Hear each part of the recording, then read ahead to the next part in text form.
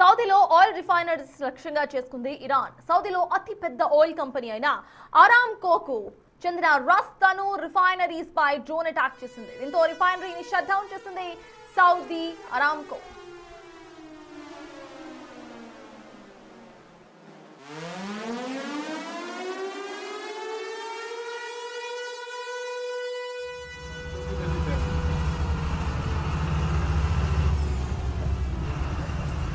Danger हो गया यार।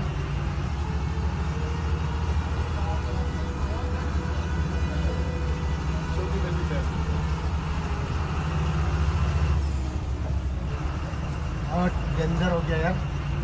ఇరాన్ రోడ్ దాడుల్లో సౌదీ అరామ్కో రాస్ తనూరా రిఫైనరీని తాత్కాలికంగా మూసివేసింది.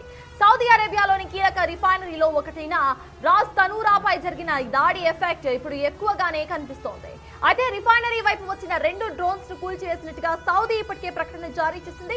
రిఫైనరీలో రోజు కూడా 5.5 మిలియన్ బ్యారెల్స్ ముడి చమురు ఉత్పత్తి అవుతుంది. ఇప్పటికే చమురు ధరలు ఆకాశాన్ని అంటుతున్నాయనే ప్రచారం జరుగుతున్న సమయంలో ఈ దాడి జరగటం ఇప్పుడు చమురు ధరలపై ఎఫెక్ట్ చూపించబోతోంది. మరోవైపు అనధికారికంగా హర్మూజ్ జలసంధి కూడా మూతపడింది. అధికారికంగా ఈ రూట్ ను మూసివేయలేదు, కానీ భయంతో ట్యాంకర్స్ మాత్రం ఈ రూట్ లో ప్రయాణం చేయడం లేదు.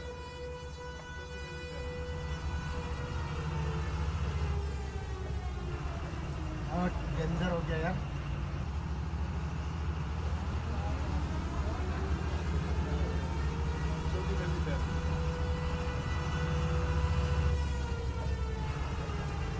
डेंजर हो गया यार।